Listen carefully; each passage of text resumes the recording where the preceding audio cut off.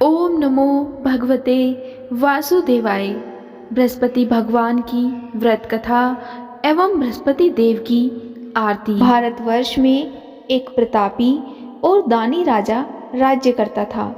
वह नित्य गरीबों और ब्राह्मणों को दान देता और उनकी सहायता करता था, लेकिन यह बात उसकी रानी को अच्छी नहीं लगती थी। वह न तो गरीबों को दान देती और ना ही भगवान का पूजन करती थी, और राजा को भी दान देने से मना किया करती थी। एक दिन की बात है, राजा शिकार खेलने वन को गए हुए थे, तो रानी महल में अकेली थी। उसी समय बृहस्पति देव साधु वेश में राजा के महल में भिक्षा के लिए गए और भिक्षा मांगने लगे। रानी ने साधु महाराज को भिक्षा देने से मना कर दिया और कहा कि हे साधु महाराज, मैं तो इस दान और पुण्य से तंग आ गई हूँ। मेरा पति सारा धन लुटाते रहते हैं। मेरी इच्छा है कि हमारा सारा धन नष्ट हो जाए, फिर ना रहेगा बांस और ना बजेगी बांसुरी। साधु ने कहा कि देवी, तुम तो बड़ी विचित्र हो। धन और संतान तो सभी चाहते हैं, पुत्र और लक्ष्मी तो पापी के घर भी होने चाहिए। यदि तुम्हारे पास अधिक धन है तो भूखों को भोजन दो, प्यासों के लिए प्याऊ बनवाओ, मुसाफिरों के लिए धर्मशालाएं खुलवाओ। जो निर्धन अपनी कुंवारी कन्याओं का विवाह नहीं कर सकते, उनका विवाह करा दो। ऐसे और कई काम हैं जिनके करने से तुम्हारा यश लोक और परलोक में फैलेगा। परंतु रानी पर साधु के उपदेश का कोई प्रभाव नहीं पड़ा। वह बोली, महाराज, आप मुझे कुछ ना समझाएं। मैं ऐसा धन नहीं चाहती जो हर जगह बांटती फिरूं। साधु ने उत्तर दिया कि यदि तुम्हारी ऐसी ही इच्छा है तो तथास्तु। तुम ऐसा करना कि बृहस्पतिवार को घर लीपकर पीली मिट्टी से अपना सिर धोकर स्नान करना, भट्टी चढ़ाकर कपड़े धोना। ऐसा करने से तुम्हारा सारा धन नष्ट हो जाएगा। और इतना कहकर साधु महाराज वहाँ से अंतर्ध्यान हो गए। साधु के अनुसार कई बातों को पूरा करते हुए रानी को केवल 3 बृहस्पतिवार ही बीते थे कि उसकी समस्त धन संपत्ति नष्ट हो गई। अब तो भोजन के लिए राजा का परिवार तरसने लगा। तब एक दिन राजा ने रानी से कहा कि हे रानी, तुम यहीं रहो, मैं दूसरे देश को जाता हूँ, क्योंकि यहाँ पर सभी लोग मुझे जानते हैं, इसलिए मैं कोई छोटा कार्य भी नहीं कर सकता। ऐसा कहकर राजा परदेश चला गया। वहाँ वह जंगल से लकड़ी काट कर लाता और शहर में बेचता। इस तरह वह अपना जीवन व्यतीत करने लगा। इधर राजा के परदेश जाते ही रानी और दासी दुखी रहने लगी। एक बार जब रानी और दासी को 7 दिन तक बिना भोजन के रहना पड़ा, तो रानी ने अपनी दासी से कहा कि हे दासी, पास ही के नगर में मेरी बहन रहती है। वह बड़ी धनवान है, तू उसके पास जा और कुछ लेकर आ, ताकि थोड़ी बहुत गुजर बसर हो जाए। दासी रानी की बहन के पास गई। उस दिन गुरुवार था और रानी की बहन उस समय बृहस्पतिवार व्रत की कथा सुन रही थी। दासी ने रानी की बहन को अपनी रानी का संदेश दिया, लेकिन रानी की बड़ी बहन ने कोई उत्तर नहीं दिया। जब दासी को रानी की बहन से कोई उत्तर नहीं मिला तो वह बहुत दुखी हुई और उसे क्रोध भी आया। दासी ने वापस आकर रानी को सारी बात बता दी। उसकी बात सुनकर रानी ने अपने भाग्य को कोसा। उधर रानी की बहन ने सोचा कि मेरी बहन की दासी आई थी, परंतु मैं उससे नहीं बोली, इससे वह बहुत दुखी हुई होगी। इस तरह से कथा सुनकर और पूजन समाप्त करके वह अपनी बहन के घर आई और कहने लगी कि हे बहन, मैं बृहस्पतिवार का व्रत कर रही थी, तुम्हारी दासी मेरे घर आई थी, परंतु जब तक कथा होती है तब तक ना तो उठते हैं और ना ही बोलते हैं, इसीलिए मैं नहीं बोली। कहो, तुम्हारी दासी क्यों गई थी? तब रानी बोली कि बहन, तुमसे क्या छुपाऊं, हमारे घर में खाने तक को अनाज नहीं था। ऐसा कहते कहते रानी की आंखें भर आई। उसने दासी समेत पिछले 7 दिनों से भूखे रहने तक की बात अपनी बहन को विस्तार पूर्वक सुना दी। रानी की बहन बोली, देखो बहन, भगवान बृहस्पति देव सबकी मनोकामना को पूर्ण करते हैं। देखो, शायद तुम्हारे घर में अनाज रखा हो। पहले तो रानी को विश्वास नहीं हुआ, पर अपनी बहन के आग्रह करने पर उसने अपनी दासी को अंदर भेजा तो उसे सचमुच अनाज से भरा हुआ एक घड़ा मिल गया। यह देखकर दासी को बड़ी हैरानी हुई। दासी रानी से कहने लगी कि हे रानी, जब हमको भोजन नहीं मिलता तो हम व्रत ही तो करते हैं, इसीलिए क्यों ना इनसे व्रत की कथा और विधि पूछ ली जाए ताकि हम भी व्रत कर सकें। तब रानी ने अपनी बहन से बृहस्पतिवार व्रत के बारे में पूछा। उसकी बहन ने बताया कि बृहस्पतिवार के व्रत में चने की दाल और मुनक्का से विष्णु भगवान का केले की जड़ में पूजन करें तथा दीपक जलाएं, व्रत कथा सुने और पीला भोजन ही करें। इससे बृहस्पति देव प्रसन्न होते हैं। व्रत और पूजन विधि बताकर रानी की बहन अपने घर को लौट गई। 7 दिन के बाद जब गुरुवार आया तो रानी और दासी ने व्रत रखा। दासी गुड़साल में जाकर चना और गुड़ लेकर आई। फिर उसने केले की जड़ तथा विष्णु भगवान का पूजन किया। अब पीला भोजन कहाँ से आए, इस बात को लेकर दोनों बहुत दुखी थी। क्योंकि उन्होंने व्रत रखा था, इसीलिए बृहस्पति देव उनसे प्रसन्न थे। इसलिए वे एक साधारण व्यक्ति का रूप धारण करके 2 सुंदर थालों में पीला भोजन दासी को दे गए। भोजन पाकर दासी बड़ी प्रसन्न हुई और फिर रानी के साथ मिलकर भोजन ग्रहण किया। उसके बाद वे सभी गुरुवार को व्रत और पूजन करने लगी। बृहस्पति भगवान की कृपा से उनके पास फिर से धन और संपत्ति आ गई, परंतु रानी फिर से पहले की ही तरह आलस्य करने लगी। तब दासी बोली कि देखो रानी, तुम पहले भी इस प्रकार आलस्य करती थी। तुम्हें धन रखने में कष्ट होता था, इस कारण सभी धन नष्ट हो गया, और अब जब भगवान बृहस्पति की कृपा से धन मिला है तो तुम्हें फिर से आलस्य होता है। रानी को समझाते हुए दासी कहती है कि बड़ी मुसीबतों के बाद हमने यह धन पाया है, इसीलिए हमें दान और पुण्य करना चाहिए। भूखे मनुष्य को भोजन कराना चाहिए और धन को शुभ कार्यों में खर्च करना चाहिए, जिससे तुम्हारे कुल का यश बढ़ेगा, स्वर्ग की प्राप्ति होगी और पितृ प्रसन्न होंगे।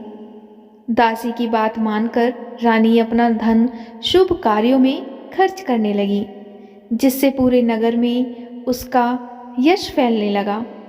एक दिन राजा दुखी होकर जंगल में एक पेड़ के नीचे आसन जमाकर बैठ गया और वह अपनी दशा को याद करके व्याकुल होने लगा। बृहस्पतिवार का दिन था। एकाएक उसने देखा कि निर्जन वन में एक साधु प्रकट हुए। वह साधु वेश में स्वयं बृहस्पति देवता थे। लक्कड़हारे के सामने आकर बोले कि हे लक्कड़हारे, इस सुनसान जंगल में तू चिंता मग्न क्यों बैठा है। तब लक्कड़हारे ने दोनों हाथ जोड़कर प्रणाम किया और उत्तर दिया कि महात्मा जी, आप सब कुछ जानते हैं, मैं क्या कहूँ। और यह कहकर वह रोने लगा और साधु को उसने अपनी आत्मकथा सुनाई। तब महात्मा जी ने कहा कि तुम्हारी स्त्री ने बृहस्पति के दिन बृहस्पति भगवान का निरादर किया है, जिसके कारण रुष्ट होकर उन्होंने तुम्हारी यह दशा कर दी। अब तुम चिंता को दूर कर कर मेरे कहने पर चलो तो तुम्हारे सब कष्ट दूर हो जाएंगे और भगवान पहले से भी अधिक संपत्ति देंगे। तुम बृहस्पति के दिन कथा किया करो, 2 पैसे के चने मुनक्का लाकर उसका प्रसाद बनाओ और शुद्ध जल के लोटे से शक्कर डालकर अमृत तैयार करो। कथा के पश्चात अपने सारे परिवार और सुनने वाले प्रेमियों में अमृत व प्रसाद बांटकर आप भी ग्रहण करो। ऐसा करने से भगवान तुम्हारी सब मनोकामनाएं पूरी करेंगे। इस प्रकार साधु के वचन सुनकर लक्कड़हारा बोला कि हे प्रभु, मुझे लकड़ी बेचकर इतना पैसा नहीं मिलता जिससे भोजन के उपरांत कुछ बचा सकूं। मैंने रात्रि में अपनी स्त्री को व्याकुल देखा है। मेरे पास कुछ भी नहीं है जिससे मैं उसकी खबर मंगा सकूं। साधु ने कहा कि हे लक्कड़हारे, तुम किसी बात की चिंता मत करो। बृहस्पति के दिन तुम रोजाना की तरह लकड़ियाँ लेकर शहर को जाओ। तुमको रोज से दुगुना धन प्राप्त होगा, जिससे तुम भली भांति भोजन कर लोगे तथा बृहस्पति देव की पूजा का सामान भी आ जाएगा। इतना कहकर साधु महाराज वहाँ से अंतर्ध्यान हो गए। धीरे धीरे समय व्यतीत होने पर फिर वही बृहस्पतिवार का दिन आया। लक्कड़हारा जंगल से लकड़ी काटकर किसी शहर में बेचने गया। उसे उस दिन और दिन से अधिक पैसा मिला। राजा ने चना, गुड़ आदि लाकर गुरुवार का व्रत किया। उस दिन से उसके सभी कलेश दूर हुए। परंतु जब दोबारा गुरुवार का दिन आया तो बृहस्पतिवार का व्रत करना भूल गया। इस कारण बृहस्पति भगवान उससे नाराज हो गए। उस दिन उस नगर के राजा ने विशाल यज्ञ का आयोजन किया तथा शहर में यह घोषणा करा दी कि कोई भी मनुष्य अपने घर में भोजन ना बनाए, ना आग जलाए। समस्त जनता मेरे यहाँ भोजन करने आए। इस आज्ञा को जो नहीं मानेगा उसे फांसी की सजा दी जाएगी। और इस तरह की घोषणा संपूर्ण नगर में करवा दी गई। राजा की आज्ञा अनुसार शहर के सभी लोग भोजन करने गए, लेकिन लक्कड़हारा कुछ देर से पहुंचा। इसीलिए राजा उसको अपने साथ लिवा ले गए और ले जाकर भोजन करा रहे थे तो रानी की दृष्टि उस खूंटी पर पड़ी जिस पर उसका हार लटका हुआ था। वह वहाँ पर उसे दिखाई नहीं दिया। तब रानी ने निश्चय किया कि मेरा हार इस मनुष्य ने चुरा लिया है, और उसी समय उसने सिपाहियों को बुलाकर उसको कारागार में डलवा दिया। जब लक्कड़हारा कारागार में पड़ गया और बहुत दुखी होकर विचार करने लगा कि न जाने कौन से पूर्व जन्म के कर्म से मुझे यह दुख प्राप्त हुआ है, और उसी साधु को याद करने लगा जो कि जंगल में मिला था। उसी समय तत्काल बृहस्पति देव साधु के रूप में प्रकट हुए और उसकी दशा को देखकर कहने लगे कि अरे मूर्ख, तूने बृहस्पति देव की कथा नहीं करी, इस कारण तुझे दुख प्राप्त हुआ है। अब चिंता मत कर, बृहस्पतिवार के दिन कारागार के दरवाजे पर 4 पैसे पड़े मिलेंगे। उनसे तू बृहस्पति देव की पूजा करना तो तेरे सभी कष्ट दूर हो जाएंगे। इसी तरह से बृहस्पति के दिन उसे दरवाजे पर 4 पैसे मिले। लक्कड़हारे ने कथा कही। उसी रात्रि को बृहस्पति देव ने उस नगर के राजा को स्वप्न में कहा कि हे राजा, तुमने जिस आदमी को कारागार में बंद कर दिया है वह निर्दोष है, वह राजा है, उसे छोड़ देना। रानी का हार उसी खूंटी पर लटका है। अगर तू ऐसा नहीं करेगा तो मैं तेरे राज्य को नष्ट कर दूंगा। इस तरह रात्रि के स्वप्न को देखकर राजा प्रातःकाल उठा और खूंटी पर हार देखकर लक्कड़हारे को बुलाकर क्षमा मांगी तथा लक्कड़हारे को योग्य सुंदर वस्त्र आभूषण देकर विदा कर दिया। बृहस्पति देव की आज्ञा अनुसार लक्कड़हारा अपने नगर को चल दिया। राजा जब अपने नगर के निकट पहुंचा तो उसे बड़ा आश्चर्य हुआ।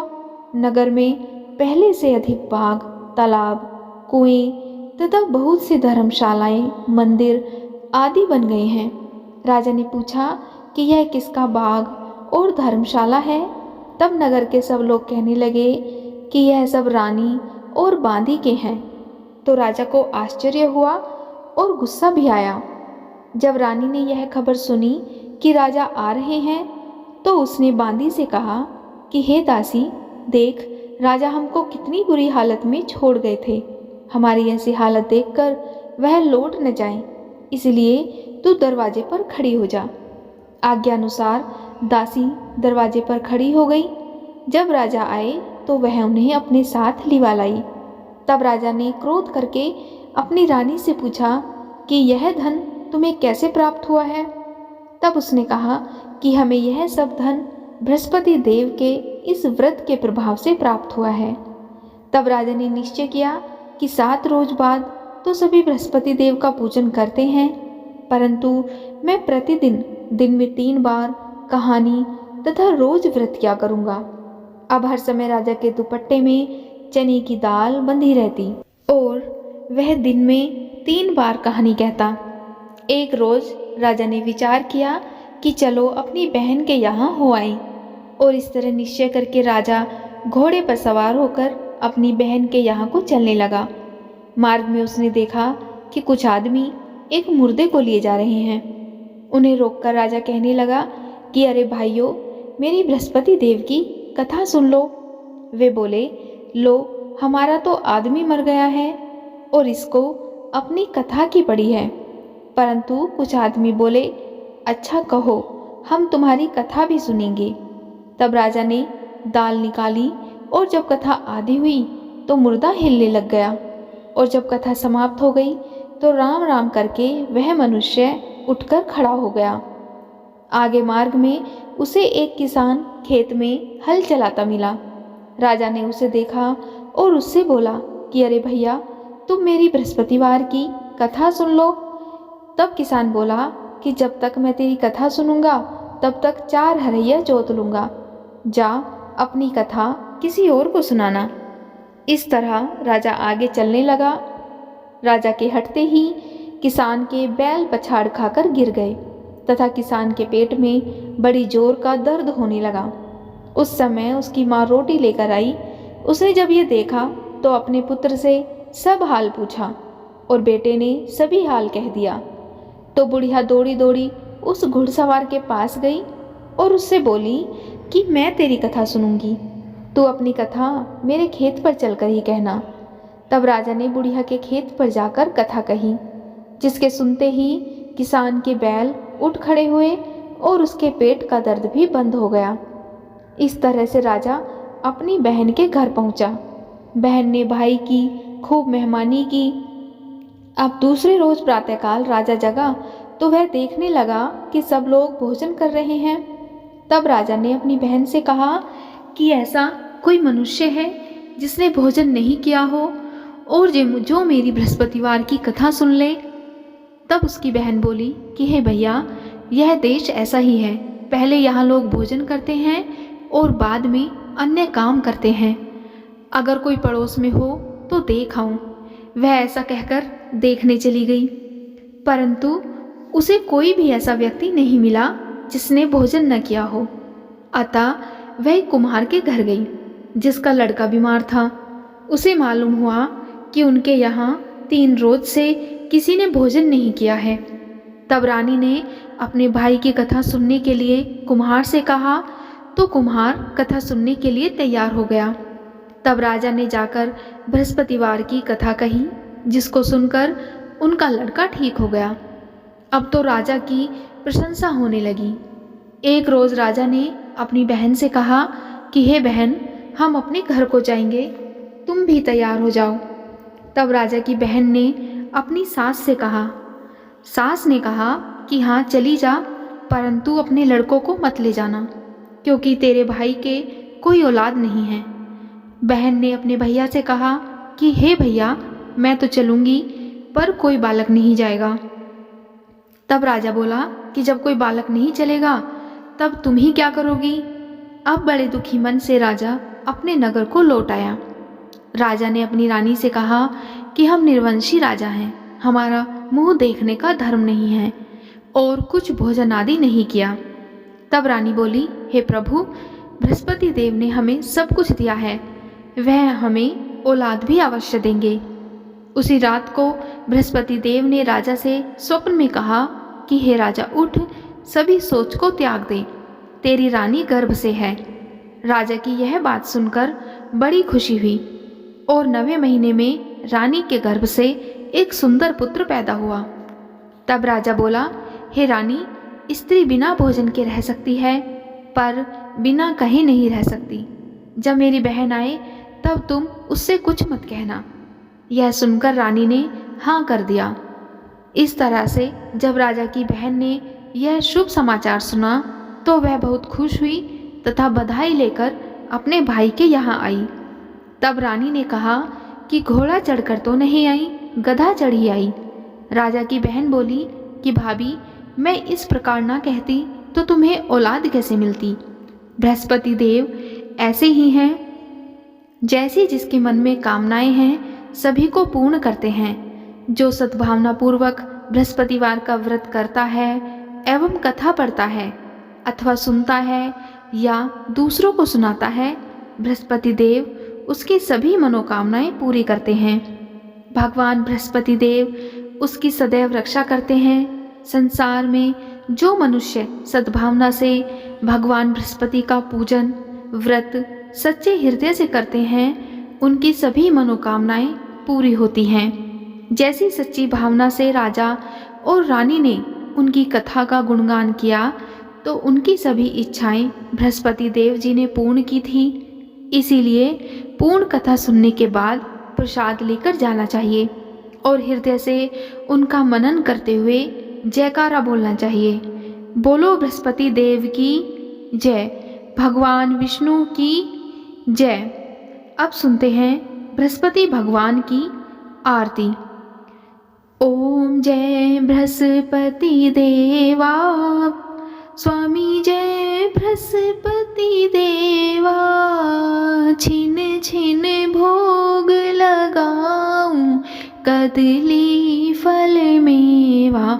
ओम जय बृहस्पति देवा, तुम पूर्ण परमात्मा, तुम अंतर्यामी। जगत पिता जगदीश्वर, तुम सबके स्वामी। ओम जय बृहस्पति देवा। चरणामृत निज निर्मल, सब पातक हरता। स्वामी सब पातक हरता, सकल मनोरथ दायक। कृपा करो भरता। ओम जय बृहस्पति देवा। तन मन धन अर्पण कर, जो जन शरण पड़े। प्रभु प्रकट तब होकर, आकर द्वार खड़े। ओम जय बृहस्पति देवा। दीन दयाल दयानिधि, भगतन हितकारी। पाप दोष सब हरता, भव बंधन हारी। ओम जय जय बृहस्पति देवा। सकल मनोरथ दायक, सब संशय तारो। स्वामी सब संशय तारो। विषय विकार मिटाओ, संतन सुखकारी। ओम जय बृहस्पति देवा। जो कोई आरती तेरी प्रेम सहित गावे। स्वामी प्रेम सहित गावे। ज्येष्ठानंद आनंद कर, ज्येष्ठानंद आनंद कर। सो निश्चय पावे। ओम जय बृहस्पति देवा। सब बोलो विष्णु भगवान की जय, बृहस्पति भगवान की जय। आज की वीडियो में इतना ही। उम्मीद है आपको आज की वीडियो, आज की कथा अवश्य पसंद आई होगी। अगर आपको आज की वीडियो कथा पसंद आई हो तो वीडियो को लाइक और कमेंट बॉक्स में जय बृहस्पति देव अवश्य लिखिएगा। और अगर चैनल पर पहली बार आए हैं तो चैनल को सब्सक्राइब जरूर करिएगा। जय श्री कृष्णा, राधे राधे, ओम नमः शिवाय।